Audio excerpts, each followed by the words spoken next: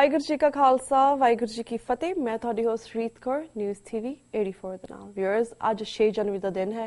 6 ਜਨਵਰੀ 1999 ਨੂੰ ਸਿੱਖ ਪੰਥ ਦੇ ਦੋ ਮਹਾਨ ਸੂਰਮੇ ਭਾਈ ਸਤਵੰਤ ਸਿੰਘ ਅਤੇ ਭਾਈ ਕਹਿਰ ਸਿੰਘ ਜੀ ਨੇ, ਜਿਨ੍ਹਾਂ ਨੇ ਭਾਰਤ ਦੀ ਪ੍ਰਧਾਨ ਮੰਤਰੀ ਇੰਦਰਾ ਗਾਂਧੀ, ਜੋ ਕਿ ਸ਼੍ਰੀ ਦਰਬਾਰ ਸਾਹਿਬ ਤੇ ਹਮਲਾ ਕਰਨ ਦੀ ਸਭ ਤੋਂ ਵੱਡੀ ਗੁਨਾਹਗਾਰ ਸੀ, ਉਸ ਨੂੰ ਸਿੱਖ ਰਵਾਇਤਾਂ ਅਨੁਸਾਰ ਸੋਧਿਆ ਸੀ।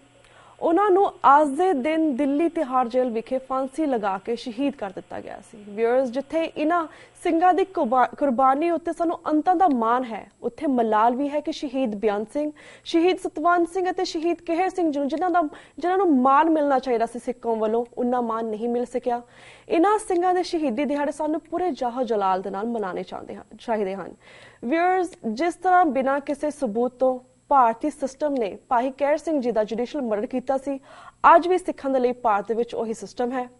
ਇੱਕ ਪਾਸੇ ਹਜ਼ਾਰਾਂ ਸਿੱਖ ਨੌਜਵਾਨਾਂ ਦਾ ਕਤਲ ਕਰਨ ਵਾਲਾ ਗੁਰਮੀਤ ਸਿੰਘ ਪਿੰਕੀ ਇੰਕਸ਼ਾਫ ਕਰਕੇ ਵੱਡੇ ਆਫੀਸਰ ਦਾ ਨਾਮ ਲੈਂਦਾ ਹੈ ਕਿ ਜਿਨ੍ਹਾਂ ਦੇ ਉੱਪਰ ਕੋਈ ਵੀ ਕਾਰਵਾਈ ਨਹੀਂ ਹੁੰਦੀ, ਪਰ ਦੂਸਰੇ ਪਾਸੇ ਐਕਸਟ੍ਰੈਡੀਸ਼ਨ ਟ੍ਰੀਟੀ ਥੱਲੇ ਭਾਰਤੀ ਏਜੰਸੀਆਂ ਸਰਦਾਰ ਪਰਮਜੀਤ ਸਿੰਘ ਪੰਮਾ ਜੀ ਨੂੰ ਭਾਰਤ ਲਿਆਉਣ ਤੇ ਤੁਲੀਆਂ ਹੋਈਆਂ ਹਨ, ਜਿਨ੍ਹਾਂ ਦੇ ਕਾਫੀ ਸਾਰੇ ਪਰਿਵਾਰ ਦੇ ਮੈਂਬਰ ਪੰਜਾਬ ਵਿੱਚ ਝੂਠੇ ਪੁਲਿਸ ਮੁਕਾਬਲਿਆਂ ਦੇ ਵਿੱਚ ਉਸ ਦੌਰ ਦੇ ਵਿੱਚ ਮਾਰ ਮੁਕਾਏ ਗਏ ਸੀ। ਵਿਊਅਰਸ, ਅੱਜ ਦੇ TV 84 ਨਿਊਜ਼ ਦੇ ਵਿੱਚ ਪਹਿਲੇ ਸੈਗਮੈਂਟ ਦੇ ਵਿੱਚ ਅਸੀਂ ਇਹਨਾਂ ਵਿਸ਼ਿਆਂ ਤੇ ਗੱਲਬਾਤ ਕਰਾਂਗੇ ਹਿਊਮਨ ਰਾਈਟਸ ਦੇ ਐਡਵੋਕੇਟ ਸਰਦਾਰ ਜਸਪਾਲ ਸਿੰਘ ਮੰਜਪੁਰ ਜੀ ਨਾਲ, ਜਿਹੜੇ ਕਿ ਲੁਧਿਆਣਾ ਤੋਂ ਸਾਨੂੰ ਫੋਨ ਲਾਈਨ ਤੇ ਜੁੜ ਚੁੱਕੇ ਨੇ। ਜੀ ਵੀਰ ਜੀ, ਵਾਹਿਗੁਰੂ ਜੀ ਕਾ ਖਾਲਸਾ ਵਾਹਿਗੁਰੂ ਜੀ ਕੀ ਫਤਿਹ।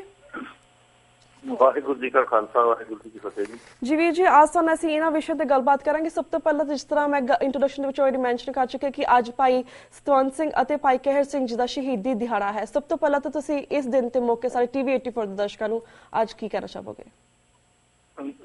ਦੇਖੋ, ਭਾਈ ਸਤਵੰਤ ਸਿੰਘ ਤੇ ਭਾਈ ਬਿਆਨ ਸਿੰਘ ਨੇ 31 ਅਕਤੂਬਰ ਨੂੰ ਇੰਦਰਾ ਗਾਂਧੀ ਨੂੰ ਸੋਧ ਕੇ ਤੇ ਸਿੱਖ ਕੌਮ ਦੀ ਲੱਥੀ ਪੱਗ ਜਿਹੜੀ ਸਿਰ ਤੇ ਰੱਖੀ ਸੀ। ਬਿਲਕੁਲ।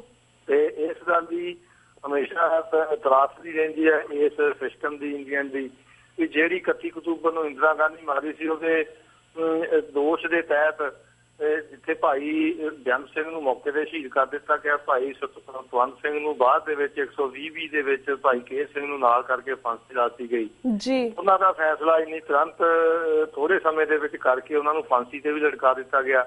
ਤੇ ਜਿਹੜੀ ਉਸੇ ਹਫ਼ਤੇ ਦੇ ਦੌਰਾਨ ਇੱਕ ਕਤਲੇਆਮ ਮੁਲਕ ਦੇ ਵਿੱਚ ਇੱਕ ਔਰਤ ਮਰੀ ਆ, ਇੱਕ ਦੇਸ਼ ਦੀ ਮੁਖੀ ਮਰੀ ਆ, ਤਾਂ ਉਹਦਾ ਫੈਸਲਾ 2 ਸਾਲਾਂ ਦੇ ਵਿੱਚ ਤੇ ਉਸ ਦੇਸ਼ ਦੇ ਹੀ ਨਾਗਰਿਕ ਜਿਹੜੇ ਨੇ ਇੱਕ ਹਫ਼ਤੇ ਦੇ ਵਿੱਚ ਹਜ਼ਾਰਾਂ ਦੀ ਗਿਣਤੀ ਦੇ ਵਿੱਚ ਦੇਸ਼ ਦੇ ਵੱਖ-ਵੱਖ ਕੋਨਿਆਂ ਦੇ ਵਿੱਚ ਜੀ ਨਸਲਕੁਸ਼ੀ ਕੀਤੀ ਗਈ, ਕਤਲੇਆਮ ਕੀਤਾ ਗਿਆ। ਉਹਨਾਂ ਦੇ ਜਿਹੜੇ ਪ੍ਰਮੁੱਖ ਦੋਸ਼ੀਆਂ ਨੂੰ, ਕੁਝ ਨੂੰ ਸਿੱਖਾਂ ਨੇ ਆਪ ਸਜ਼ਾ ਦਿੱਤੀ, ਜਿਹੜੇ ਕੋਈ ਦੋਸ਼ੀ ਬਚੇ ਆ ਮੁੱਖ, ਉਹਨਾਂ ਨੂੰ ਜਿਹੜੀ ਆ ਸਟੇਟ ਜਿਹੜੀ ਹਮੇਸ਼ਾ ਤੋਂ ਸ਼ੁਰੂ ਤੋਂ ਬਚਾਉਂਦੀ ਆਈ ਹੈ ਤੇ ਹੁਣ ਵੀ ਬਚਾ ਰਹੀ ਹੈ। ਤੇ ਸਿੱਖ ਕੌਮ ਨੂੰ ਭਾਈ ਬਿਆਨ ਸਿੰਘ, ਭਾਈ ਸਤਵੰਤ ਸਿੰਘ ਤੇ ਭਾਈ ਕਹਿਰ ਸਿੰਘ ਦੀ ਜਿਹੜੀ ਆ ਉਹ ਕੁਰਬਾਨੀ ਦੇ ਉੱਤੇ ਜਿਹੜਾ ਹੈਗਾ ਮਾਣ ਹੈ। ਸਾਡਾ ਸਿਰ ਜਿਹੜਾ ਅਣਖੜੇ ਨਾਲ ਸਾਡਾ ਸਿਰ ਹਮੇਸ਼ਾ ਉੱਚਾ ਰਹੇਗਾ ਤੇ ਜਿੰਨਾ ਚਿਰ ਸਿੱਖ ਕੌਮ ਇਸ ਧਰਤੀ ਦੇ ਉੱਤੇ ਆ, ਜਿੰਨਾ ਚਿਰ ਸੂਰਜ ਚੰਦ ਸਿਤਾਰੇ ਹੈਗੇ ਆ, ਧਰਤੀ ਹੈਗੀ, ਉਹਨਾਂ ਚਿਰ ਭਾਈ ਸਤਵੰਤ ਸਿੰਘ, ਭਾਈ ਬਿਆਨ ਸਿੰਘ ਤੇ ਭਾਈ ਕਹਿਰ ਸਿੰਘ ਦਾ ਨਾਂ ਜਿਹੜਾ ਉਹ ਧਰੂ ਤਾਰੇ ਵਾਂਗੂ ਸ਼ਹੀਦਾਂ ਦੀ ਜਿਹੜੇ ਆਕਾਸ਼ ਦੇ ਵਿੱਚ ਜਿਹੜਾ ਜਗਮਗਾਉਂਦਾ ਰਹੇਗਾ। ਸਾਨੂੰ ਮਾਣ ਹੈ ਜੀ ਉਹਨਾਂ ਦੇ। ਬਿਲਕੁਲ ਵੀਰ ਜੀ, ਉਹਨਾਂ ਨੇ ਕੌਮ ਦੀ ਜਿਹੜੀ ਪੱਖ ਵਾਸਤੇ ਆਪਣੀ ਕੁਰਬਾਨੀ ਦਿੱਤੀ। ਬਿਲਕੁਲ ਵੀਰ ਜੀ। ਤੇ ਵੀਰ ਜੀ, ਜਿਸ ਤਰ੍ਹਾਂ ਤੁਸੀਂ ਭਾਰਤ ਦੇ ਸਿਸਟਮ ਦੀ ਗੱਲ ਕੀਤੀ, ਉਹੀ ਭਾਰਤ ਦੇ ਸਿਸਟਮ, ਉਹੀ ਭਾਰਤ ਦੀ ਏਜੰਸੀਆਂ, ਜਿਹੜੇ ਸਾਡੇ ਪਰਮਜੀਤ ਸਿੰਘ ਪੰਮਾ ਵੀਰ ਜੀ ਜਿਹੜੇ ਪੁਰਤਗਾਲ ਦੇ ਵਿੱਚ ਆਪਣੀ ਫੈਮਿਲੀ ਦੇ ਨਾਲ ਵਕੇਸ਼ਨ ਤੇ ਗਏ ਸੀਗੇ, ਉਹਨਾਂ ਨੂੰ ਵੀ ਫੜਨ ਦੀ ਕੋਸ਼ਿਸ਼ ਦੇ ਵਿੱਚ ਹਨ। ਇਸ ਕੇਸ ਨੂੰ ਤੁਸੀਂ ਕਿਵੇਂ ਵੇਖਦੇ ਹੋ? ਹਾਂਜੀ ਜੀ, ਪਰਮਜੀਤ ਸਿੰਘ ਪੰਮਾ ਜੀ ਦਾ ਜਿਹੜਾ ਕੇਸ ਹੈ, ਜਿਹਨਾਂ ਨੂੰ ਪੁਰਤਗਾਲ ਦੇ ਵਿੱਚ ਜਿਹੜੀ ਭਾਰਤੀ ਏਜੰਸੀਆਂ ਨੇ ਫੜਨ ਦੀ ਕੋਸ਼ਿਸ਼ ਦੇ ਵਿੱਚ ਹਨ। ਪਰਮਜੀਤ ਸਿੰਘ ਪੰਮਾ ਜਿਹੜੇ ਇੱਥੋਂ ਪਿੱਛੋਂ ਭੈਰੋ ਮਾਹੇ ਦਾ ਪਿੰਡ ਜੀ ਚਮਕੌਰ ਸਾਹਿਬ ਦੇ ਲਾਗੇ ਆ, ਜ਼ਿਲ੍ਹਾ ਰੋਪੜ ਦੇ ਜਿਹੜੇ ਵਾਸੀ ਰਹਿਣ ਵਾਲੇ ਆ ਤੇ ਕਾਫੀ ਲੰਮੇ ਸਮੇਂ ਤੋਂ UK ਦੇ ਵਿੱਚ ਉਹਨਾਂ ਨੇ ਜਿਹੜੀ ਸਿਆਸੀ ਸ਼ਰਨ ਦੇ ਤੌਰ ਦੇ ਉੱਤੇ ਰਹਿ ਰਹੇ, ਕਿਉਂਕਿ ਉਹਨਾਂ ਦੇ ਪਿਛਲੇ ਸਮੇਂ ਦੌਰਾਨ ਉਹਨਾਂ ਦੇ ਵੱਡੇ ਭਰਾਤਾ ਜਿਨ੍ਹਾਂ ਨੂੰ ਕਰਕੇ ਬੌਸ ਕਰਕੇ ਵੀ ਜਾਣਿਆ ਜਾਂਦਾ ਸੀ, ਉਹਨਾਂ ਦੀ ਸ਼ਹੀਦੀ ਹੋਈ। ਉਹਨਾਂ ਦੀ ਬੜੀ ਕੁਰਬਾਨੀ ਹੈ, ਉਹਨਾਂ ਦੇ ਪਰਿਵਾਰ ਦੇ ਉੱਤੇ ਬੇਹਤਾਸ਼ਾ ਜਿਹੜਾ ਜ਼ੁਲਮ ਹੋਇਆ। ਤੇ ਹੁਣ ਭਾਈ ਪਰਮਜੀਤ ਸਿੰਘ ਪੰਮਾ ਨੂੰ ਪਿਛਲੇ ਦਿਨੀ ਪੁਰਤਗਾਲ ਦੇ ਵਿੱਚ ਜਿਹੜਾ ਡਿਟੇਨ ਕੀਤਾ ਗਿਆ ਤੇ ਇੰਡੀਅਨ ਏਜੰਸੀ ਜਿਹੜੀਆਂ ਨੇ ਉਹਨਾਂ ਨੂੰ ਇੱਥੇ ਲਿਆਉਣ ਦੇ ਵਿੱਚ ਯਤਨਸ਼ੀਲ ਨੇ। ਪਰ ਜਿਹੜੀ ਇਹਦੇ ਸੰਬੰਧ ਦੇ ਵਿੱਚ ਮੈਂ ਇਹੀ ਦੱਸਣਾ ਚਾਹੂੰਗਾ ਵੀ ਭਾਈ ਪਰਮਜੀਤ ਸਿੰਘ ਪੰਮਾ ਨੂੰ ਜਿਹੜਾ 2009 ਦੇ ਇੱਕ ਕੇਸ ਦੇ ਵਿੱਚ ਪਹਿਲੀ ਵਾਰ ਜਿਹੜਾ ਇੱਥੇ PO ਕੀਤਾ ਗਿਆ ਸੀਗਾ, FIR ਨੰਬਰ 103 28/9/2009 ਦੀ ਜਿਹੜੀ ਅਨਲॉफुल ਐਕਟੀਵਿਟੀ ਪ੍ਰੀਵੈਂਸ਼ਨ ਐਕਟ ਦੇ ਅਸਲਾ ਐਕਟ ਦੇ ਤਹਿਤ ਜਿਹੜੀ ਜਲੰਧਰ ਦੇ ਹੱਥੀ ਥਾਣਾ ਭੋਗਪੁਰ ਪੁਲਿਸ ਸਟੇਸ਼ਨ ਭੋਗਪੁਰ ਦੇ ਤਹਿਤ ਜਿਹੜੀ ਇਹ ਦਰਜ ਕੀਤੀ ਗਈ ਸੀ। ਇਸ ਦੇ ਤਹਿਤ ਜਿਹੜਾ ਉਹਨਾਂ ਨੂੰ ਪੀਓ ਜਿਹੜਾ ਕਰਾਰ ਦਿੱਤਾ ਗਿਆ ਸੀ। ਉਸ ਤੋਂ ਬਾਅਦ ਜਿਹੜੇ 3 ਮੁਕੱਦਮੇ ਜਿਨ੍ਹਾਂ ਦਾ ਜ਼ਿਕਰ ਮੀਡੀਆ ਰਿਪੋਰਟਾਂ ਦੇ ਵਿੱਚ ਵੀ ਆਇਆ, ਜਿਹੜਾ ਰਾਸ਼ਟਰੀ ਸਿੱਖ ਸੰਗਤ ਦਾ ਪ੍ਰਧਾਨ ਸੀ ਰੋਲਦਾਰ ਸਿੰਘ, ਉਹ ਮਰਡਰ ਕੇਸ ਜਿਹੜਾ 2009 ਦੇ ਵਿੱਚ ਹੀ 29 ਜੁਲਾਈ 2009 ਨੂੰ ਥਾਣਾ ਪਿਪੜੀ ਦੇ ਵਿੱਚ ਪਟਿਆਲੇ ਦਰਜ ਕੀਤਾ ਗਿਆ ਸੀ। ਇੱਕ ਬਲਾਸਟ ਦਾ ਕੇਸ ਸੀ ਅੰਬਾਲੇ ਦੇ ਵਿੱਚ 2010 ਦੇ ਵਿੱਚ, ਤੇ ਇੱਕ ਬਲਾਸਟ ਜਿਹੜਾ ਪਟਿਆਲੇ ਦੇ ਵਿੱਚ ਸੀਗੇ। 3 ਕੇਸਾਂ ਦਾ ਜ਼ਿਆਦਾ ਮੀਡੀਆ ਦੇ ਵਿੱਚ ਆਇਆ, ਤੇ ਚੌਥੇ ਦਾ ਮੈਨੂੰ ਜਿਹੜਾ ਕੱਲ ਪਰਸੋਂ ਪਤਾ ਲੱਗਿਆ ਵੀ ਉਹਨਾਂ ਇੱਥੋਂ ਸਾਰੇ ਡਾਕੂਮੈਂਟ ਜਿਹੜੇ ਭੇਜੇ ਜਾ ਰਹੇ ਨੇ। ਸੋ ਜਿਹੜੀਆਂ 3 ਕੇਸਾਂ ਦੀਆਂ ਆਲਰੇਡੀ ਜਿਹੜੀਆਂ ਅਕੁਸ਼ਲ ਹੋਈਆਂ ਜਿਹੜਾ ਇਹਨਾਂ ਨੇ ਪ੍ਰਾਈਮ ਅਕਿਊਜ਼ ਬਣਾਏ ਹੋਏ ਸੀ। ਭਾਈ ਪਰਮਜੀਤ ਸਿੰਘ ਪੰਮਾ ਨੂੰ ਉਹਨਾਂ ਕੇਸਾਂ ਦੇ ਵਿੱਚ 120 ਦੇ ਵਿੱਚ ਰੱਖਿਆ ਗਿਆ। ਉਹਨਾਂ ਨੇ ਫਾਈਨੈਂਸ਼ੀਅਲ ਹੈਲਪ ਕੀਤੀ। ਜਿਹੜੇ ਬੰਦਿਆਂ ਦੇ ਉੱਤੇ ਪ੍ਰਾਈਮ ਅਕਿਊਜ਼ ਸੀਗੇ, ਜਿਵੇਂ ਜੇ ਗੱਲ ਕਰੀਏ ਰੋਜ਼ਦਾ ਮਰਡਰ ਕੇਸ ਦੀ, 5 ਬੰਦਿਆਂ ਦੇ ਖਿਲਾਫ ਜਿਹੜਾ ਕੇਸ ਚੱਲਿਆ ਹੈਗਾ। ਜਗਮੋਹਨ ਸਿੰਘ, ਦਰਸ਼ਨ ਸਿੰਘ, ਗੁਰਜੰਟ ਸਿੰਘ, ਅਮਰਜੀਤ ਸਿੰਘ ਤੇ ਦਲਜੀਤ ਸਿੰਘ, ਇਹਨਾਂ ਦੀ ਜਿਹੜੀ ਅਕੁਸ਼ਲ ਜਿਹੜੀ ਆਲਰੇਡੀ ਜਿਹੜੀ 27/2/2015 ਨੂੰ ਨਿਰਭਉ ਸਿੰਘ ਗਿੱਲ ਐਡੀਸ਼ਨਲ ਸੈਸ਼ਨ ਜੱਜ ਜਿਹੜੇ ਪਟਿਆਲੇ ਆ ਉਹਨੇ ਕੀਤੀ ਆ। ਇਹਨਾਂ ਦੇ ਉੱਤੇ ਦੋਸ਼ ਸੀ ਕਿ ਇਹਨਾਂ ਨੇ ਜਿਹੜਾ ਸਿੱਧੇ ਰੂਪ ਚ ਜਿਹੜਾ ਗੋਲੀ ਚਲਾ ਕੇ ਰੋਲਦਾਰ ਸਿੰਘ ਨੂੰ ਕਤਲ ਕੀਤਾ। ਜੇ ਇਹਨਾਂ ਦੇ ਉੱਤੇ ਦੋਸ਼ ਹੀ ਸਾਬਤ ਨਹੀਂ ਹੁੰਦੇ ਤਾਂ ਫਿਰ ਜੇ ਭਾਈ ਪਰਮਜੀਤ ਸਿੰਘ ਪੰਮਾ ਨੂੰ ਵਿੱਚ ਰੱਖਿਆ ਗਿਆ 120 ਚ ਵੀ ਉਹ ਫਾਈਨੈਂਸ਼ੀਅਲ ਜਾਂ ਆਰਮ ਜਰਮੀਨੇਸ਼ਨ ਦੀ ਕੋਈ ਹੈਲਪ ਕੀਤੀ ਆ, ਉਹ ਜਿਹੜੇ ਆਟੋਮੈਟਿਕਲੀ ਉਹ ਨਹੀਂ ਜਿਹੜੇ ਪ੍ਰੂਵ ਹੋ ਸਕਦੇ। ਇਸ ਤੋਂ ਇਲਾਵਾ ਜਿਹੜੇ 2 ਕੇਸ ਬਲਾਸਟ ਦੇ ਪਟਿਆਲੇ ਦੇ ਵਿੱਚ ਹੋਏ, ਪਟਿਆਲੇ ਦੇ ਵਿੱਚ ਇੱਕ ਕੇਸ ਹੋਇਆ, ਉਹਦੇ ਵਿੱਚ ਭਾਈ ਹਰਮਿੰਦਰ ਸਿੰਘ, ਮਨਜਿੰਦਰ ਸਿੰਘ, ਗੁਰਜੰਟ ਸਿੰਘ ਤੇ ਜਸਵਿੰਦਰ ਸਿੰਘ, ਇਹ ਸੇਮ 4 ਬੰਦਿਆਂ ਦੇ ਉੱਤੇ ਜਿਹੜਾ ਸਿੰਘਾਂ ਦੇ ਉੱਤੇ ਕੇਸ ਜਿਹੜਾ ਅੰਬਾਲੇ ਬਲਾਸਟ ਦਾ ਸੀ, ਉਹ ਆਲਰੇਡੀ ਜਿਹੜੇ ਕੇਸ ਆ ਉਹ ਵੀ ਜਿਹੜੇ ਆ ਅਕੁਸ਼ਲ ਹੋ ਚੁੱਕੇ ਹੈਗੇ ਆ। ਤੇ ਇਹਨਾਂ 3 ਕੇਸਾਂ ਦੇ ਵਿੱਚ ਜਿਹੜੀ ਆ ਉਹਨਾਂ ਨੇ ਮੰਗ ਕੀਤੀ ਹੈਗੀ ਆ। ਪਰ ਜਿਹੜੀਆਂ ਇੱਥੋਂ ਸਰਟੀਫਾਈਡ ਕਾਪੀਆਂ ਜਿਹੜੀਆਂ ਇੱਕ ਮੇਰੇ ਕੋਲ ਪਈ ਸੀ ਆਪਣੇ ਬਲਜਿੰਦਰ ਸਿੰਘ ਸੋਢੀ, ਜਿਨ੍ਹਾਂ ਨੇ ਪਟਿਆਲੇ ਵਾਲੇ ਕੇਸ ਉਹਨਾਂ ਦੇ ਫਾਈਲ ਕੀਤੇ, ਕੁੱਟ ਕਰਾਏ ਆ, ਤੇ ਉਹਨਾਂ ਨੇ ਉਹ ਕਾਪੀਆਂ ਜਿਹੜੀ ਅੰਬਾਲੇ ਵਾਲੀ ਮੇਰੇ ਕੋਲ ਪਈ ਸੀਗੀ ਉਹ ਦੇ ਕੇ ਤੇ ਉੱਥੇ ਭੇਜ ਦਿੱਤੀਆਂ ਗਈਆਂ। ਸਰਟੀਫਾਈਡ ਕਾਪੀਆਂ ਵੀ ਕੰਪਿਊਟਰਾਈਜ਼ ਵੀ ਜਿਹੜਾ ਡਾਟਾ ਜਿਹੜਾ ਉਹ ਭੇਜ ਦਿੱਤਾ ਗਿਆ ਕੇਸ ਦਾ। ਜਦੋਂ ਇਹ ਜਲੰਧਰ ਵਾਲੇ ਕੇਸ ਦੇ ਵਿੱਚ ਜਿਹੜੇ ਪੀਓ ਆ ਕੀਤਾ ਹੋਇਆ ਆਲਰੇਡੀ, ਉਹ ਪਤਾ ਲੱਗਿਆ ਥੋੜੇ ਦਿਨ ਪਹਿਲਾਂ ਕਿ ਉਹ ਫਾਈਲ ਜਿਹੜੀ ਆ ਇੱਥੋਂ ਗਈ ਹੋਈ ਆ। ਉਹਦੇ ਸੰਬੰਧੀ ਵਿਚਾਰ ਉਹਦੀਆਂ ਵੀ ਸਰਟੀਫਾਈਡ ਕਾਪੀਆਂ ਅਪਲਾਈ ਕਰ ਦਿੱਤੀਆਂ ਗਈਆਂ। ਉਹ ਵੀ ਜਿਹੜੀਆਂ ਉਹਨਾਂ ਨੂੰ 26 ਤਰੀਕ ਤੋਂ ਪਹਿਲਾਂ ਯਤਨ ਕਰਾਂਗੇ ਕਿ ਉੱਥੇ ਪਹੁੰਚਦੀਆਂ ਕਰ ਦਿੱਤੀਆਂ ਜਾਣ, ਤਾਂ ਜੋ 3 ਚ ਨਾ ਮਿਲੇ। ਤੇ ਉਹ ਇਸ ਕੇਸ ਦੇ ਵਿੱਚ, ਕਿਉਂਕਿ ਇਸ ਕੇਸ ਬਾਰੇ ਅਜੇ ਤੱਕ ਮੀਡੀਆ ਦੇ ਵਿੱਚ ਨਹੀਂ ਆਈ ਗੱਲ ਵੀ 103/2009 ਪੁਲਿਸ ਸਟੇਸ਼ਨ ਭੋਗਪੁਰ ਦੇ ਤਹਿਤ ਵੀ ਉਹਨਾਂ ਨੂੰ ਜਿਹੜਾ ਲਿਆ ਸਕਦੇ, ਕਿਉਂਕਿ ਉਹਦੇ ਚ ਪਹਿਲਾਂ ਉਹਨਾਂ ਨੂੰ ਪੀਓ ਆਲਰੇਡੀ ਕੀਤਾ ਹੋਇਆ। ਸੋ ਉਹਦਾ ਵੀ ਯਤਨ ਕਰਾਂਗੇ ਵੀ ਉਹ ਵੀ ਕਾਗਜ਼ ਡਾਕੂਮੈਂਟ 26 ਤੋਂ ਪਹਿਲਾਂ ਪਹੁੰਚ ਜਾਣ ਤੇ ਉਹਨਾਂ ਨੂੰ ਸੈਟਿਸਫਾਈਡ ਹੋਵੇ ਕੋਰਟ ਤੇ ਇੰਡੀਅਨ ਏਜੰਸੀ ਨੂੰ ਜਾਂ ਪੰਜਾਬ ਪੁਲਿਸ ਨੂੰ ਉਹਨਾਂ ਨੂੰ ਨਾ ਸੌਂਪਿਆ ਜਾਵੇ ਤੇ ਉਹਨਾਂ ਨੂੰ ਵਾਪਸ ਜਿਹੜਾ ਜੀਤ ਕੇ ਆਪਣੇ ਪਰਿਵਾਰ ਦੇ ਵਿੱਚ ਭੇਜ ਦਿੱਤਾ ਜਾਵੇ। ਬਿਲਕੁਲ ਬਿਲਕੁਲ ਅਮਿਤ ਜੀ, ਵੀਰ ਜੀ, ਸਾਰੀਆਂ ਬਾਹਰ ਦੀ ਜਿਹੜੀ ਜਥੇਬੰਦੀਆਂ ਨੇ, ਅਸੀਂ ਤਾਂ ਪੂਰੇ ਆਪਣਾ ਵਰਕ ਕਰਦੇ ਪਏ ਕਿ ਇਹਨਾਂ ਨੂੰ ਕਿਸੇ ਵੀ ਤਰ੍ਹਾਂ ਬਚਾਇਆ ਜਾ ਸਕੇ, ਇਹਨਾਂ ਨੂੰ ਭਾਰਤ ਨਾ ਭੇਜਿਆ ਜਾ ਸਕੇ।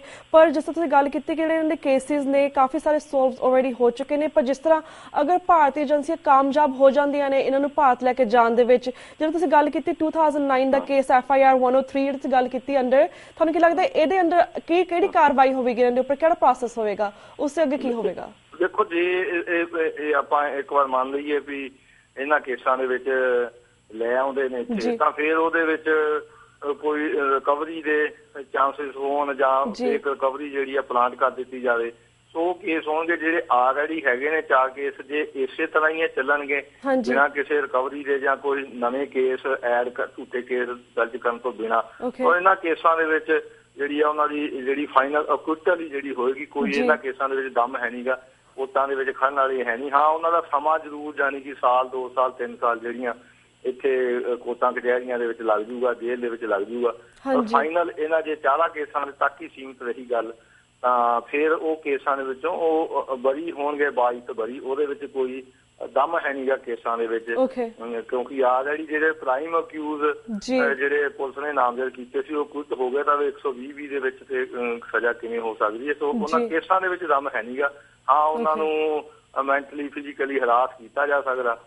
2-3 ਸਾਲ ਉਹ ਰੱਖ ਲੈਣਗੇ ਇੱਥੇ ਜੇਲ੍ਹਾਂ 'ਚ, ਪਰ ਉਹਨਾਂ ਤੋੜਨਾ ਇਹਨਾਂ ਸਾਰੇ ਕੇਸਾਂ ਦਾ ਮਤਲਬ ਜਿਹੜਾ ਹੁੰਦਾ ਉਹਨਾਂ ਨੂੰ ਉਹਨਾਂ ਦੀ ਪਬਲਿਕ ਲਾਈਫ ਤੋਂ ਤੋੜਨਾ ਤੇ ਉਹਨਾਂ ਦੇ ਸੋਰਸਿਸ ਤੋਂ ਤੋੜਨਾ, ਉਹਨਾਂ ਦੇ ਪਰਿਵਾਰ ਨਾਲ ਤੋੜਨਾ, ਉਹਨੂੰ ਮੈਂਟਲੀ ਸਾਈਕੋਲੋਜੀਕਲੀ ਜਿਹੜੀ ਆ ਹਾਰਟ ਕਰਨਾ ਤਾਂ ਜੋ ਬੰਦਾ ਜਿਹੜਾ ਇੱਧਰ ਨੂੰ ਜੇ ਕੋਈ ਪੋਲੀਟੀਕਲ ਐਕਟੀਵਿਸਟ ਦੇ ਤੌਰ ਦੇ ਉੱਤੇ ਚੱਲ ਰਿਹਾ ਉਹ ਥੱਕ ਹਾਰ ਕੇ ਤੇ ਉਹਨੂੰ ਘਰੇ ਬਿਠਾਤਾ ਜਾਵੇ। ਸੋ ਇਹੀ ਮਨਸ਼ਾ ਹੁੰਦੀ ਹੈ। ਪਰ ਇਹ ਗੁਰੂ ਦੀ ਬਖਸ਼ੀ ਸਦਕਾ ਬਹੁਤ ਯਤਨ ਕੀਤੇ ਕਈਆਂ ਬੰਦਿਆਂ ਦੇ ਉੱਤੇ ਜਿਹੜੇ ਇਹ ਨਹੀਂ ਕਾਮਯਾਬ ਹੋਈ ਸਰਕਾਰ।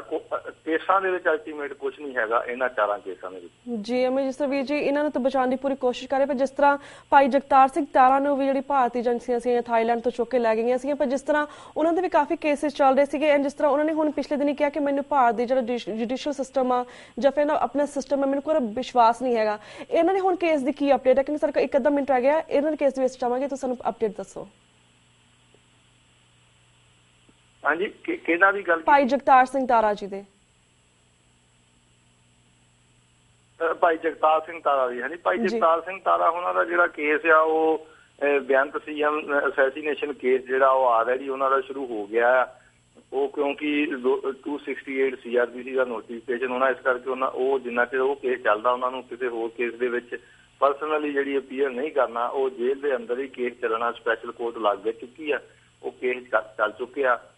ਸੋ ਉਹਦੇ ਵਿੱਚ ਉਹਨਾਂ ਨੂੰ ਜਿਹੜੀ ਸਜ਼ਾ ਹੋਣ ਦੇ ਚਾਂਸ ਬਹੁਤੇ ਹੈਗੇ ਆ, ਕਿਉਂਕਿ ਉਹਨਾਂ ਨੇ ਆਲਰੇਡੀ ਕਿਹਾ ਹੋਇਆ ਵੀ ਮੈਂ ਕੋਈ ਇਸ ਸੰਬੰਧ ਕੇਸ ਲੜਨਾ ਨਹੀਂ ਚਾਹੁੰਦਾ, ਮੈਂ ਆਲਰੇਡੀ ਆਪਣੀ ਕਨਫੈਸ ਕੀਤਾ ਹੋਇਆ। ਸੋ ਉਹ ਫੈਸਲਾ ਇੱਕ ਅੱਧੇ ਸਾਲ ਦੇ ਵਿੱਚ ਆਊਗਾ।